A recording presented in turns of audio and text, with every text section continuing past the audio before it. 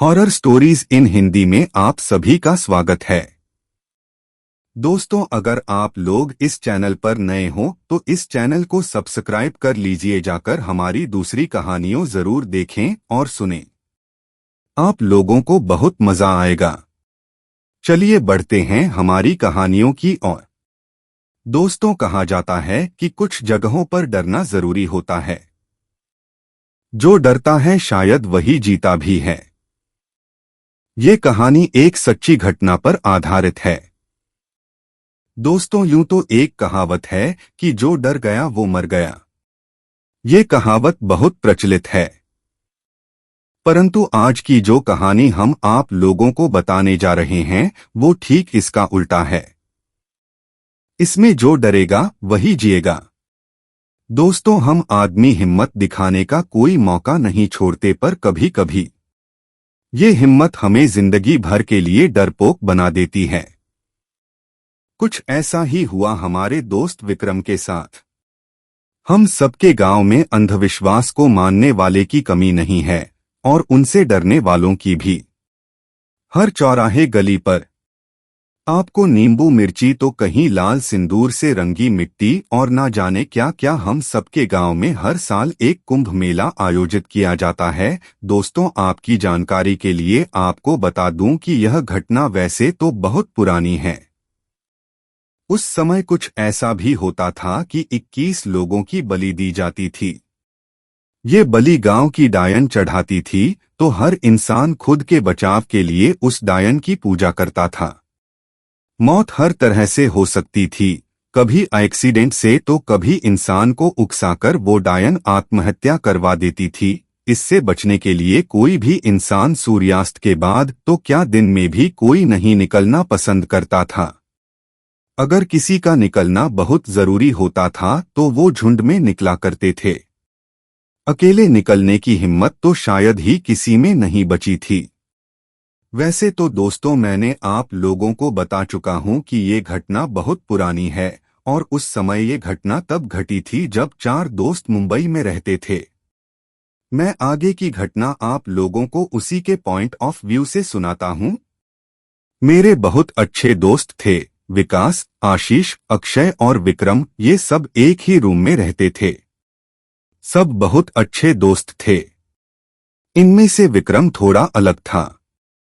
हम सब भूत प्रेत में विश्वास करते थे, और वो बिल्कुल नहीं करता था। उल्टा वो इन सब चीजों का मजाक उड़ाता था और हमेशा इनका मजाक बनाता था। मैं, आशीष, अक्षय एक ही गांव से थे, पर विक्रम अलग जगह से था। वो हरियाणा का रहने वाला था। इस बार की हॉलिडे पर हम सब हमारे गांव जाने वाले थे। विक्रम नया था, वो इन सब बातों से अनजान था।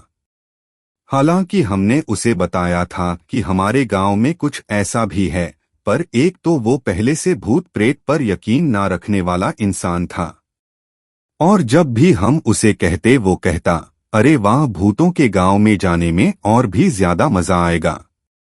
हम सब गांव पहुंचे। विक्रम मेरे ही घर पर रुका था। विक्रम को घर में रहना कम और बाहर रहना ज्यादा पसंद था। वो दिन भर कभी आशीष के घर तो कभी अक्षय के घर वो हमेशा भटकता रहता। फिर एक दिन मेरे पापा और दादाजी ने उसे बहुत डांट लगाई। उस दिन से विक्रम बाहर जाना आना कम कर दिया। फिर हमारे गांव में कुंभ का मेला आयोजित हुआ। हम सब सारे नियम को मानते और विक्रम सबका मजाक बनाता। वो पागल इस बात से अनजान था कि अब उसके साथ क्या होने वाला है। कुंभ मेले की तीसरी रात को हम घर लौट रहे थे। उस रात हमारे साथ बहुत सारे लोग भी थे। विक्रम को जब एक दोस्त ने कुंभ मेले के पीछे की सच्चाई बताई तो वो डरने की बजाय जोर जोर से हंसने लगा। जोर जोर से चिल्लाकर डायन को चैलेंज करने लगा। सब लोगों ने उसका मुंह बंद करने की कोशिश की। अगली रात जाते समय उसे एक कंकाल मिला, जिस पर हार चढ़ा हुआ था और नींबू मिर्च भी टंगी हुई थी। उसने चुपके से उसको उखाड़कर अपने साथ ले गया और एक नाले में फेंक डाला। अगले दिन से विक्रम के साथ वो हुआ जो डर को भी डरा दे। विक्रम को तेज बुखार और खून की उल्टियां होने लगी। वह दर्द से तड़पने लगा। उसकी आंखें कभी लाल तो कभी नीली पड़ जाती। उसके बदन में किसी के नोचने के बड़े बड़े निशान होते। वो न खाना खाता न ही कहीं घूमता फिरता। अंधेरी रातों में उस नाले के पास चला जाता जहां उसने उस कंकाल को फेंक दिया था। अब सबकी समझ से बाहर था कि ये क्या हो रहा है। ज्यादातर लोगों का कहना था कि ये उसी आत्मा का प्रकोप है। फिर एक तांत्रिक बाबा को बुलाया गया। उन्होंने कुछ मंत्र पढ़े और गंगाजल उसके शरीर पर छिड़क दिया। तब वो होश में आया। उसे पूछने पर उसने बताया कि उसने क्या किया था। फिर उस तांत्रिक बाबा ने कहा, अब विक्रम का जिंदा रहना लगभग मुश्किल है। फिर मेरे पापा ने कहा कि कोई तो रास्ता होगा और ये हमारे घर का भी नहीं है। हम इसके परिवार वालों को क्या जवाब देंगे? फिर बाबा ने कहा, एक रास्ता है। उन्होंने कहा, उसे उस कंकाल को ढूंढना होगा और उसे तंत्र चरित्र से सजाना होगा। इसे उन सारी डायन से माफी मांगना होगा जिनसे उस कंकाल को अपनी तंत्र विद्या से बनाया था। विक्रम को अगले दिन उस जगह ले जाया गया और बहुत कोशिश के बाद वो कंकाल मिला। उसने तांत्रिक बाबा की मदद से उसे ऐसे ही सजाया जैसे कि वो सजा हुआ था। फिर बाबा ने 7 घंटे का हवन किया और फिर वो चारों डायन सामने आई। फिर बाबा ने उससे कहा, तुम इसे छोड़ दो। उसने कहा, उस कंकाल में हमारी पूजा से मिलने वाली शक्तियां थी जो इसने अपवित्र कर दी।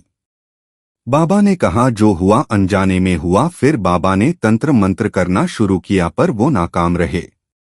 डायन ने विक्रम को छोड़ने की एक शर्त रखी। उसने कहा, हमें किसी एक इंसान की बलि चाहिए। बाबा ने अपनी बलि दे दी। अंत में उन डायनों ने उस बाबा के शरीर को अपना घर बना लिया और विक्रम को छोड़ दिया। उसके बाद विक्रम ठीक हो गया। ये घटना आसपास के सभी गांव में आज भी लोग जानते हैं।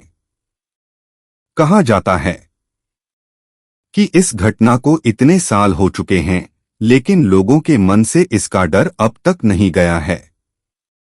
दोस्तों, कुछ लोग तो ऐसा भी दावा करते हैं कि आज भी गांव के कुछ हिस्सों में डायन या पिशाचिनी देखने को मिल जाती है। तो दोस्तों, ये थी पहली कहानी। बढ़ते हैं अगली कहानी की ओर। दोस्तों, हमारी जो अगली कहानी है वो भी एक अजीब सी घटना पर आधारित है। दोस्तों, इस दुनिया में तरह तरह के इंसान होते हैं। कुछ इंसान अपनी जिंदगी को अच्छे ढंग से जीना चाहते हैं तो कुछ बुरे ढंग से। कुछ लोग अपनी जिंदगी का मकसद बनाकर चलते हैं। वहीं कुछ लोगों के पास जितना हो वह उतने में ही संतुष्ट रहते हैं।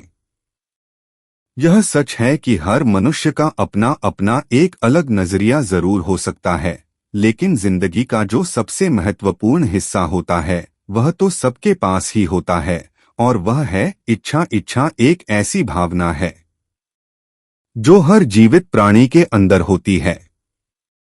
इंसान जब जन्म लेता है तब से ही उसकी इच्छाओं की सिलसिला शुरू हो जाता है, और मरते दम तक उसकी इच्छाओं की जो सिलसिले होते हैं वो कभी खत्म नहीं होते।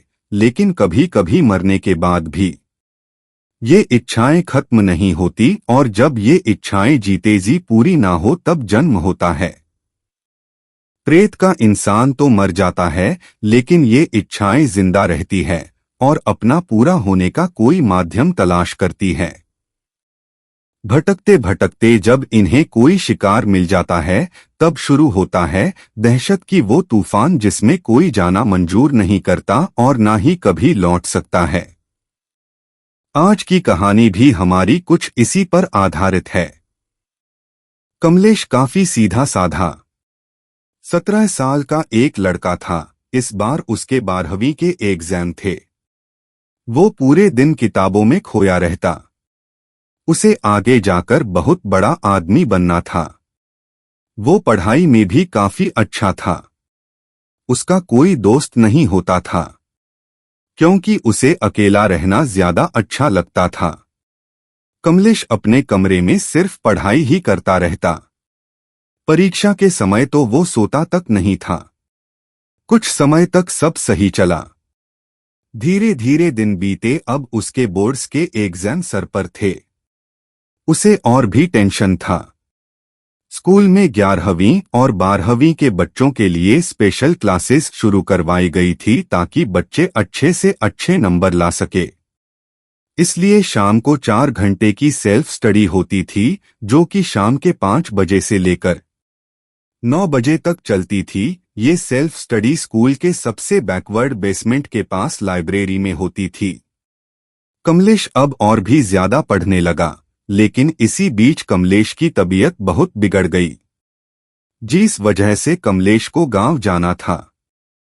कुछ ही दिनों में उसके 12वीं के एग्जाम भी थे, जिस वजह से वो गांव नहीं जा सकता था। इसीलिए अब वो घर में अकेला था। उसके घर में सब व्यवस्था तो थी।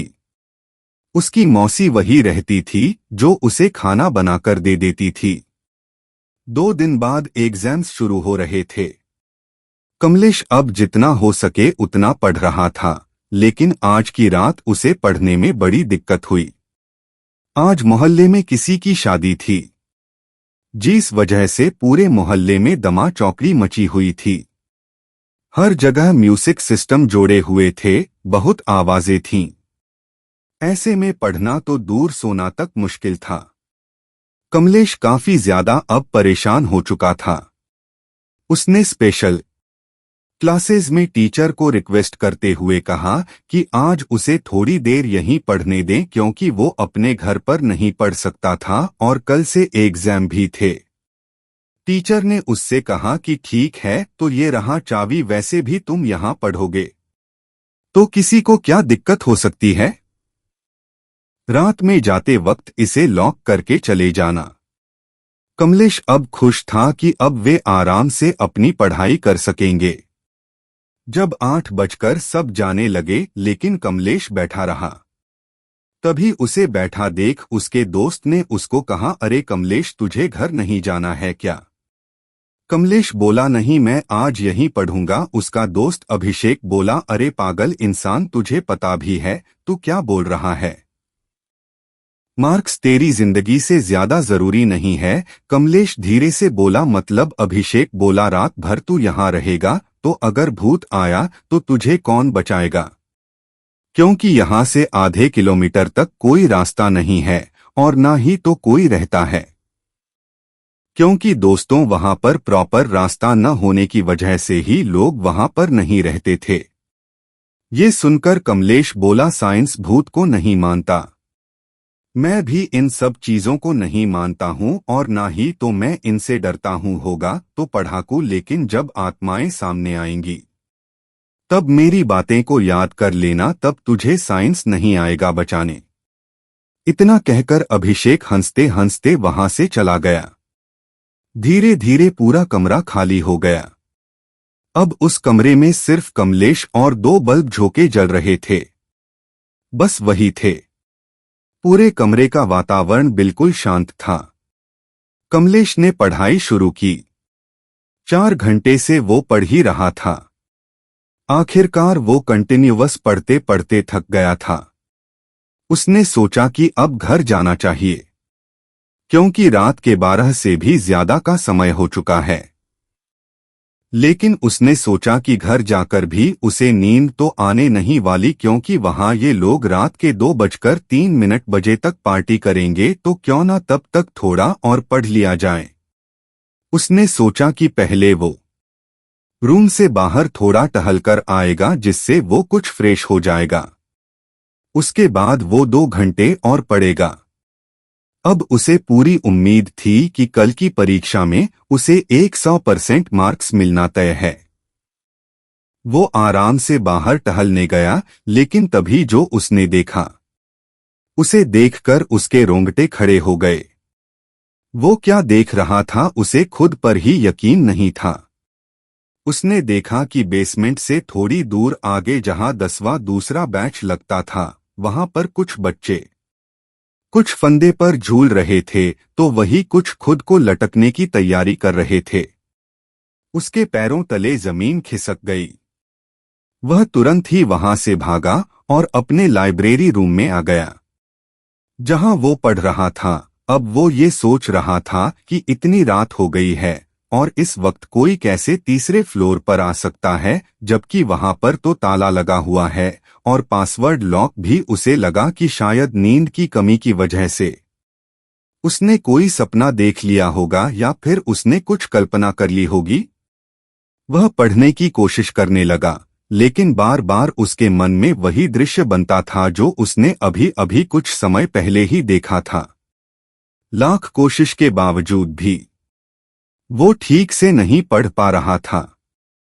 वो अब हल्की सी नींद लेने की कोशिश करता। उसने बेंच पे ही अपनी गर्दन को टेढ़ी करते हुए सोने की कोशिश की। अभी उसे हल्की नींद ही आई थी कि तभी जोर से कहीं से चीखने की आवाज आई। वो तुरंत बाहर की तरफ निकला तो उसने देखा कि वो बहुत सारे बच्चे उस तीसरे फ्लोर से कूद गए, जिससे उनकी दर्दनाक मौत हो गई। उसे कुछ नहीं समझ आ रहा था कि ये क्या हो रहा है। अब ये उसका वहम नहीं हो सकता था। ये उसके साथ दूसरी बार हुआ था। उसने जब अपने फोन में समय देखा तो रात के 1 बज रहे थे। अब उसका डर से बुरा हाल हो गया था। वो फौरन लाइब्रेरी में गया और उसने अपना बैग पैक करना शुरू किया था। वो बैग पैक करके जैसे ही पीछे पलटा, मानो आसमान जमीन पे आके गिर गया है। ऐसा मंजर उसके सामने आया। उसने देखा कि ठीक उसे कुछ दूरी पर ही एक लड़का पंखे से लटक रहा है और उसकी तरफ घूर के एक भयानक स्माइल दे रहा था। उसे देख कमलेश अपनी जगह पर खड़ा तक नहीं रह पा रहा था। वह तुरंत नीचे की तरफ गिर पड़ा। वो जैसे ही हिम्मत करके वहां से भागने की कोशिश करने लगा, तभी दरवाजे पर उसे एक और लड़का दिखा जो खून से नहाया हुआ था। उसके पूरे शरीर में अजीब अजीब से कटे फटे निशान थे। कमलेश बोला, क्या गलती हुई मुझसे? तुम लोग मुझे क्यों परेशान कर रहे हो? तभी उसने देखा कि एक और लड़का जो कि कुबड़ा था और वो लड़के की हाइट भी काफी छोटी थी, वो कमलेश के नजदीक आ रहा था। उसने कहा, हम तुझे परेशान कहाँ कर रहे हैं? तू तो वो जरिया है जो हम सबको परेशान होने से बचाएगा। कमलेश ने पीछे से कोई आवाज सुनी। कमलेश पीछे पलटा तो कोई नहीं था। जब वो फिर से सामने की ओर पलटा तो सब के सब गायब हो चुके थे। अब वहां कोई नहीं था। उसने आओ देखा नताव, वो तुरंत वहां से भागने लगा। पूरा सड़क अंधेरे से भरा हुआ था। रोशनी की एक किरण भी वहां पर नहीं थी, लेकिन कभी कभी जब सड़कों पे से गाड़ी गुजरती है तब थोड़े समय के लिए गाड़ी की हेडलाइट की रोशनी नजर आती है। कमलेश को समझ नहीं आ रहा था कि वो क्या करे। वहां पर एक गाड़ी जो के गुजर रही थी। वैसे तो रात के समय कोई गाड़ी नहीं जाती थी, लेकिन कमलेश उसी से लिफ्ट मांगने लगा। पर दोस्तों, आप लोग समझ सकते हो, सुनसान रास्ते पे वो भी आंधी रात में अगर कोई लिफ्ट मांगे तो गाड़ी वाला उसे लिफ्ट क्यों ही देगा। अचानक से कमलेश के नसीब शायद उस समय अच्छे थे कि कुछ ही समय बाद दूसरी गाड़ी वहां से गुजरी और वो कुछ आगे जाकर रुकी। कमलेश को बड़ी राहत मिली। कमलेश भागता हुआ उस गाड़ी के पास गया और कांच को खटखटाते हुए बोला, अंकल प्लीज मुझे मेरे घर छोड़ दो, कुछ बच्चे मुझे मारना चाहते हैं। उसके इतना कहने के बाद कांच नीचे हुई, लेकिन उसके बाद जो नजारा था वो और भी ज्यादा भयानक था। उसने देखा कि अंदर वही लड़के हैं जो अभी उसे रूम में दिखे थे। कमलेश अपने आप को ही संभालने की अब कोशिश करने लगा, क्योंकि वो थरथराकर कांप रहा था। ऐसा लग रहा था कि बस मौत अब उसके सामने है। वहां छुपते छुपाते किसी तरीके से अपने घर की तरफ भागने लगा। बड़ी मुश्किल से वो घर पहुंचते ही उसने दरवाजा अंदर से देखा, कस के बंद कर लिया। वो अब सोने की कोशिश करने लगा। बड़ी मुश्किल से उसे नींद आई। उसके सोने के लगभग 15 मिनट के बाद किसी ने उसे जोर से थप्पड़ मारा। ऐसा उसे लगा। वो तुरंत बिस्तर पर उठ खड़ा हुआ। उसे याद आया कि उसके मोहल्ले में तो शादी है, वहां कुछ लोग हो सकते हैं। वहां अगर वो जाएगा तो कुछ समय रुकने के बाद हो सकता है कि उसका माइंड फ्रेश हो जाए, क्योंकि अभी इस समय वो उस पूरे घर में बिल्कुल अकेला था। लेकिन अब उसमें इतनी हिम्मत नहीं थी कि वो घर का दरवाजा तक। उसने सोचा कि एक आखिरी बार फोन करता हूं, और आखिरी बार में सुमित ने फोन उठाया। सुमित ऐसे बात कर रहा था जैसे वो अभी अभी नींद से जागा हो। कमलेश बोला, मतलब तू आज शादी में नहीं गया था? तभी उसने बोला, कौन सी शादी? इतना सुनते ही कमलेश का दिमाग सुन हो गया। कमलेश बोला, क्यों बे, आज शादी है हमारे यहाँ। तभी ही सुमित बोला, पागल हो गया है, नींद में है क्या? कौन सी शादी थोड़े समय के लिए? कमलेश सोचने लगा कि फिर उसके घर जो शादी का कार्ड आया था और जो म्यूजिक उसे सुनाई दे रहा था वो क्या था। कमलेश को कुछ अंदाजा नहीं था। थोड़ी देर बाद फिर से कमलेश सोने लगा। इस बार भी जैसे ही कमलेश को थोड़ी सी नींद आई ही थी, उसे किसी ने जोर से थप्पड़ मारा। कमलेश गुस्से से उठा तो उसे एक लिफाफे के अंदर एक कागज था। उस कागज पर लिखा था, पढ़ने बैठो। सिर्फ ये 2 अक्षर ही उस पर लिखे हुए थे कि पढ़ने बैठो, और ये अक्षर खून से लिखे गए थे। कमलेश अब इतना थक चुका था कि अब उसमें जरा भी ऊर्जा नहीं बची थी कि वो पढ़ सके। फिर भी वो जैसे तैसे पढ़ने लगा। धीरे धीरे रात ढली तो सुबह हुई। आज उसका एग्जाम था, वो दिन जिसके लिए वो इतना मेहनत किया था, लेकिन नींद की कमी की वजह से उसके शरीर में जान नहीं थी। वो जैसे तैसे एग्जाम हॉल पर पहुंचा तो वहां वो लिखने बैठ गया। वहां भी उसे वही लड़के दिखाई दे रहे थे जो पहले दिख चुके थे। वो उसे इशारों में डांट रहे थे, उसे लिखने को कह रहे थे, लेकिन उसे कुछ याद ही नहीं आ रहा था। इतने में उसे वही उल्टियां शुरू हुई और वो चक्कर खाकर बेहोश हो गया। उसे स्कूल के स्टाफ ने उठाकर हॉस्पिटल ले गया। स्कूल के टीचर्स ने कमलेश के माता पिता को कमलेश की तबीयत की जानकारी दी। उसे बाद में होश आया। जब उसके कमरे में कोई नहीं था, उसे वो लड़के हर जगह दिखते थे। वो तंग आ चुका था, हर समय वो डरा सहमा रहता था। अब उसे समझ नहीं आ रहा था कि वो क्या करे। जब वो हॉस्पिटल से घर गया तो वो सोने लगा, लेकिन फिर वही हुआ, वो सोने में असफल रहा। उसे बहुत गुस्सा आ रहा था। उसने सोचा कि अब इस जिंदगी में मैं कर ही क्या सकता हूं। उसने सोचा कि इन परेशानियों से बचने के लिए वो आत्महत्या कर लेगा। उसने आत्महत्या करने की पूरी तैयारी शुरू की। वो जैसे ही फंदे को बांधकर उस पर लटकने जा रहा था, तभी उसे वो चारों दिखे जो उस रात में दिखे थे। उसमें से एक ने चाकू मारा कमलेश की तरफ, और उस चाकू से फंदा कट गया और नीचे की तरफ कमलेश गिर पड़ा। फिर उन सब ने गुस्से से कहा, हमारी इच्छा सिर्फ तू ही पूरी कर सकता है। सिर्फ तू ही है जो हमारी अधूरी कामना को पूरा करेगा। तू खुद को मारने चला था, अब देख हम तेरे साथ क्या करेंगे। इतना कहते ही वो चारों आत्मा है उस कमलेश के शरीर में प्रवेश कर गए। 2 दिन बाद कमलेश के माता पिता वापस अपने घर आए।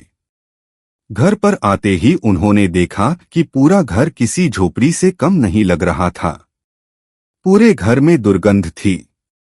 साफ सफाई का कोई नामो निशान नहीं था। वो कमलेश का नाम पुकारने लगे, तभी उन्होंने देखा कि उनका बेटा कमलेश पंखे से उल्टा लटक रहा था और अजीब सा दिख रहा था। उसके शरीर से बहुत गंदी गंध आ रही थी। कमलेश ने जैसे ही देखा कि उसके मम्मी पापा हैं, तो वो बोला, मम्मी बचाओ, पापा बचाओ, यह दुष्ट आत्मा है, मुझे ले जाना चाहती है। तभी कोई दूसरी आवाज आई, इसे हमसे कोई नहीं बचा सकता। इसकी पढ़ाई ने हमें इसकी तरफ आकर्षित किया। अब यह हमारी मंजिल है। इसकी वजह से आज हम जिंदा नहीं हैं। अब ये भी जिंदा नहीं रहेगा। इसे हम अपने साथ ले जाएंगे। फिर कमलेश के पापा ने रोते हुए कहा, बेटा मैं तुम्हें कुछ नहीं होने दूंगा।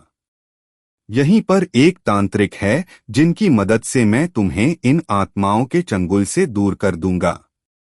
कमलेश के अंदर से एक दोबारा भयानक आवाज आई, तू इसे बचाएगा, पहले खुद को तो बचा ले। इतना कहते ही उसने बगल में रखे चाकू से एक ही वार ने दोनों ही लोगों को मौत के घाट उतार दिया। कुछ दिन बीत गए। उनके पड़ोसियों को कमलेश के घर से बदबू आ रही थी, तो एक दिन किसी एक ने देखा कि कमलेश के माता पिता की सड़ी गली लाश पड़ी हुई थी। उसने सबको बताया और फिर पुलिस आई। पुलिस भी अकेले कुछ नहीं कर सकती थी। एक एक को वो इधर उधर फेंक रहा था। बड़ी मुश्किल से वो काबू में आया था। उसे पकड़कर पुलिस वालों ने उसे पागलखाने में डाल दिया। आज वो इस दुनिया में तो नहीं, लेकिन उस पागलखाने में जाने के बाद लोग इस बारे में नहीं जानते कि उसे कौन से पागलखाने में डाला और उसके बाद उसके साथ क्या हुआ। कहा जाता है कि कमलेश को वहां से ले जाने के बाद में भी दोस्तों उस घर में से कुछ आवाजें आती थीं। लोगों ने जानने की कोशिश तो बहुत की, लेकिन उस घर के अंदर जाने की हिम्मत किसी में नहीं थी। लगभग 4.5 साल तक के वो घर बिल्कुल वैसे ही खंडर बना रहा। फिर सभी लोगों ने मिलकर ये निर्णय लिया कि उस घर को तोड़कर उसी जगह में एक प्राइमरी छोटा सा स्कूल बना देते हैं, क्योंकि कमलेश को पढ़ना बहुत पसंद था। फिर उसे वहीं पर तोड़कर छोटा सा स्कूल बना दिया गया। कहते हैं कि वह स्कूल भी ज्यादा दिन तक नहीं टिक पाया। 1-2 साल के अंदर उस स्कूल को भी बंद करना पड़ा। उस स्कूल में जो लोग काम किया करते थे वो 1 या 1.5 महीने से ज्यादा वहां नहीं रुकते थे। दोस्तों उनके भी साथ कहते हैं कि कुछ अजीब सी घटनाएं होती। उन्हें कई बार अकेले समय में कुछ शक्तियां दिखाई देती, जिसे वो कभी आत्मा का नाम देते तो कभी भूत और चुड़ैल का। और ऐसे ही उस स्कूल में एक काम करने वाला व्यक्ति ने कहा कि अगर ये स्कूल रहा तो धीरे धीरे पूरे गांव को निकल जाएगा। इसी वजह से उस स्कूल को भी बंद कर दिया गया और फिर वहां पर एक छोटा सा चर्च बना दिया गया। तो दोस्तों अब बढ़ते हैं अगली कहानी की ओर। दोस्तों हमारी अगली कहानी विक्की की है। जलियां की कहानी शुरू करते हैं। मेरा नाम विक्की है, मैं आसाम का रहने वाला हूं। ये घटना आज से लगभग 4 साल पुरानी है। बात है 2018 दिसंबर की। ठंडियों का मौसम था। मैं और मेरा एक दोस्त रात में चुपचाप बैठे हुए थे। उसका उसकी गर्लफ्रेंड के साथ ब्रेकअप हुआ था। वो काफी ज्यादा डिप्रेशन में था। मैं उसे समझा रहा था तो हम लोगों ने सोचा कि कई दूर और चलते हैं और जाकर सुकून से बैठते हैं। वो कहने लगा कि आज मेरा पीने का बहुत दिन है। मैंने कहा ठीक है, कहीं से दारू ले लेते हैं। उसके बाद हम लोग एक कोने में चले गए और वहां पर बैठकर दारू पीने लगे। रात के 12 कब बज गए हमें पता ही नहीं चला। जब 12 बजे हम लोग उठे तब वो बिल्कुल भी चलने के लायक नहीं था। उसने काफी ज्यादा पी रखी थी तो मैंने उससे कहा कि आप एक काम कर, तू आज मेरे ही घर पर चल, वहां सो जाना, सुबह अपने घर चले जाना। वह जिद करने लगा। कहने लगा नहीं यार, घर नहीं जाऊंगा तो घर वाले बहुत चिल्ला लेंगे और परेशान भी हो जाएंगे। मैंने कहा कि मैं उन लोगों को फोन करके बता दूंगा। मेरा घर वहां से लगभग 25 किलोमीटर था और मेरे दोस्त का जो घर था वो मेरे घर से आगे कुछ 10 से 12 किलोमीटर की दूरी पर था। हम दोनों ही बाइक पर थे। वो मेरे पीछे बैठा और रास्ते में धीरे धीरे चल रहे थे। ठंड का महीना था तो ठंड भी काफी ज्यादा लग रही थी कि हम लोगों ने एक स्ट्रीट लाइट के पोल के नीचे आदमी को देखा जो कि ठंड से ठिठुर रहा था और उसने एक मोटी सी ब्लैंकेट जैसा कुछ ओढ़े हुए रखा था। मेरे दोस्त को मैंने बोला कि यार देख ये आदमी ठंड से कैसा कांप रहा है। मेरा दोस्त कहने लगा कि मैं अपना जैकेट इसे दे देता हूँ। मैंने कहा जैकेट दे देगा तो अभी हमें काफी दूर जाना है, तुझे भी ठंड लगेगी। कहने लगा कि कोई बात नहीं यार, कुछ ही टाइम की तो बात है, मैं इसे जैकेट दे देता हूँ, इसकी रात पूरी कट जाएगी। मैंने इस पर उसे कुछ नहीं कहा। उसने अपना जैकेट निकाला और उस आदमी के पास जाते हुए कहने लगा ये जैकेट ले लो, आपको रात में काम आएगी। लेकिन उस आदमी ने कुछ नहीं कहा, बल्कि उस आदमी ने अपना चेहरा तक नहीं दिखाया। हमें समझ में नहीं आया कि वो ऐसा क्यों है। मेरे दोस्त को एक बार को तो ये भी लगा कि कहीं वो मर तो नहीं गया। मेरा दोस्त उसके और करीब गया और जाकर उससे कहने लगा कि ये जैकेट ले लो। अब भी उस आदमी ने अपना चेहरा नहीं दिखाया। वो स्ट्रीट लाइट पोल के नीचे अकेला बैठा था। आसपास अंधेरा ही अंधेरा था। वो स्ट्रीट लाइट का जो पोल था वो भी वहां पर एक ही था, मानो आसपास लाइट्स भी नहीं थी। हमें देखकर बड़ा अजीब लग रहा था कि यहाँ कोई बस्ती भी नहीं है जहाँ से रात में कुछ लेकर खा सके या सुबह में भी कुछ लेकर खा सके।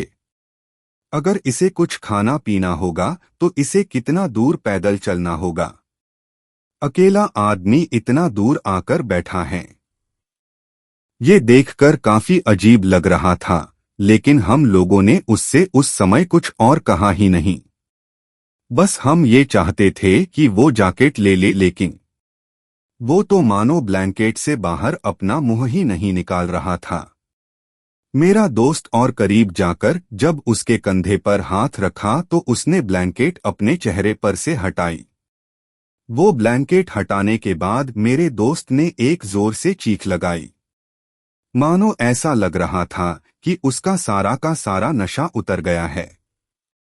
मैं वहीं पर दूर बाइक पर खड़ा होकर ये देख रहा था कि ये इतना जोर का क्यों चिल्ला रहा है, और वो चीखने के बाद पीछे हुआ और गिर पड़ा। मैं तुरंत बाइक को स्टैंड पर लगाया और मेरे दोस्त को उठाने के लिए गया। जब मैं उसे उठाने जा रहा था तो मैं देख रहा था कि वो रेंगते हुए पीछे ही जा रहा था। मुझे समझ में नहीं आया कि ऐसा ही क्यों कर रहा है।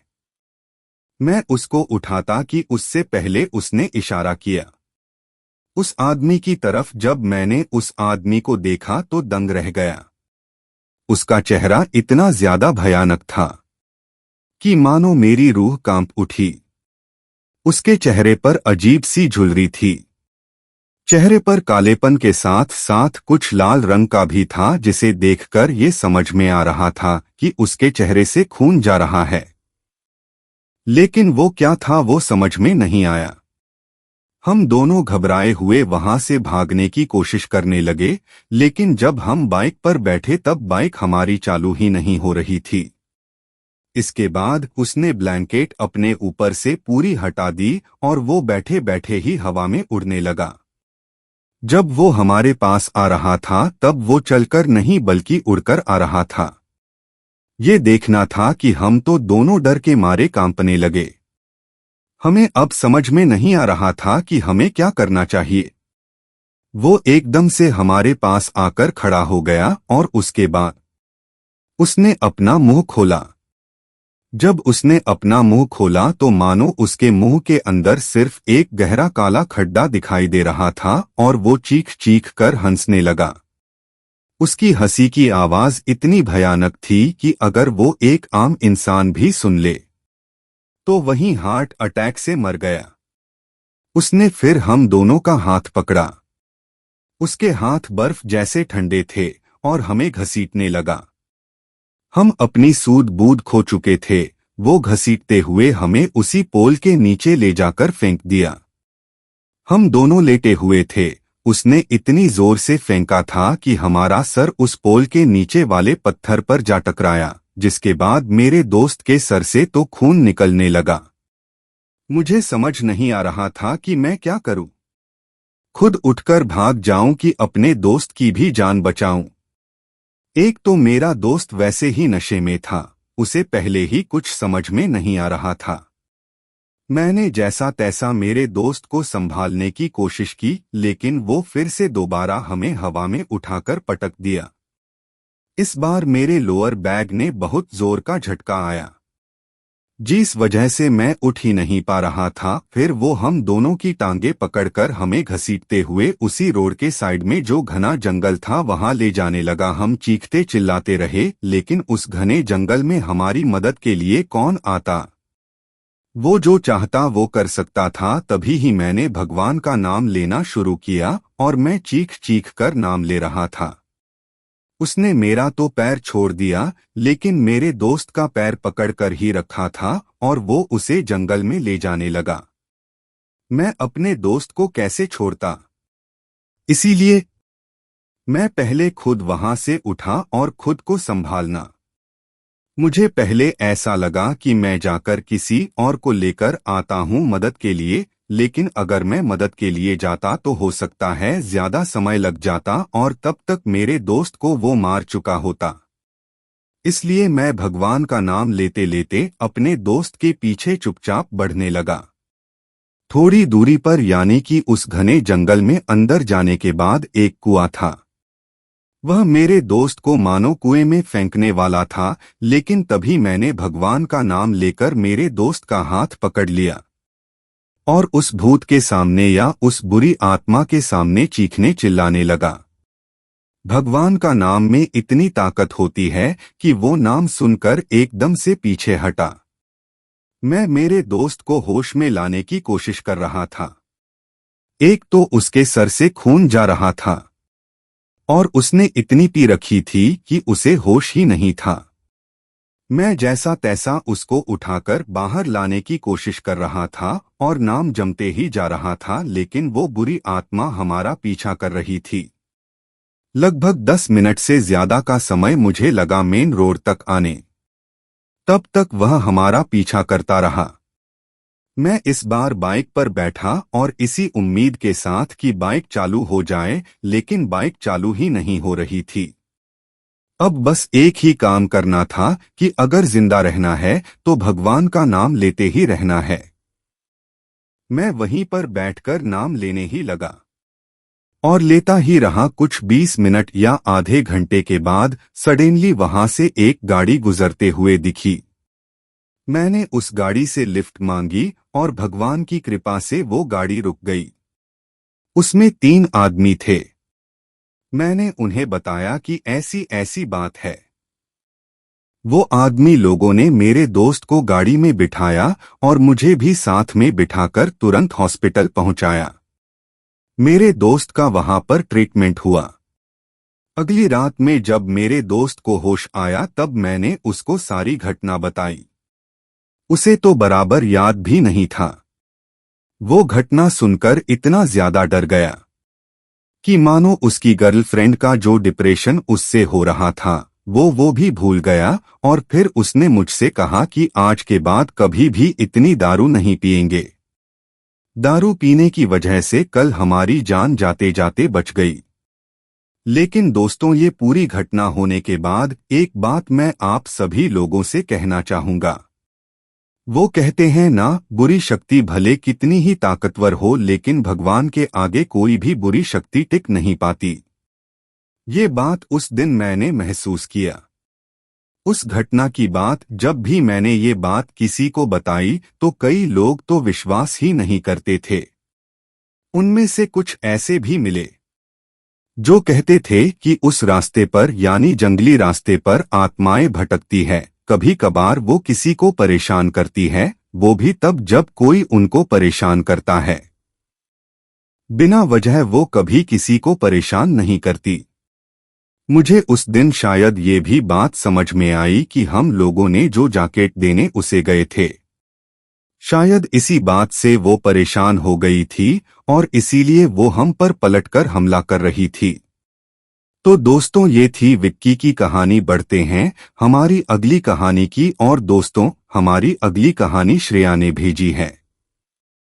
चलिए इनकी कहानी शुरू करते हैं। ये बात तब की है जब मैं 9th स्टैंडर्ड में थी और मैं एनसीसी कैंप में थी तो हमारे स्कूल का जो कैंप था वो 10 दिन का था। हम सभी लोग उसी कैंप में काफी ज्यादा एंजॉय कर रहे थे। दिन में हम लोग टेंट बांध रहे थे क्योंकि रात में हर टेंट में 2 लोगों को सोना था। अपना अपना पार्टनर्स ढूंढ रहे थे। हम सभी लोग रात को कुछ 12:01 बजे के आसपास बॉनफायर लगाए थे और खाना खाकर बॉनफायर में खूब एंजॉय किया। फिर उसके बाद हम लोग सब अपने अपने टेंट में सोने चले गए। कुछ देर बाद मुझे किसी की गुर्राने की आवाज सुनाई दी। मैं झूठ नहीं बोलेंगे, लेकिन वो इतनी ज्यादा अजीब और डरावनी थी कि मैं एकदम से जम गई, मानो फिर मैंने किसी के चलने की आवाज सुनी। ऐसा लग रहा था कि कोई भारी कदमों के साथ चल रहा है।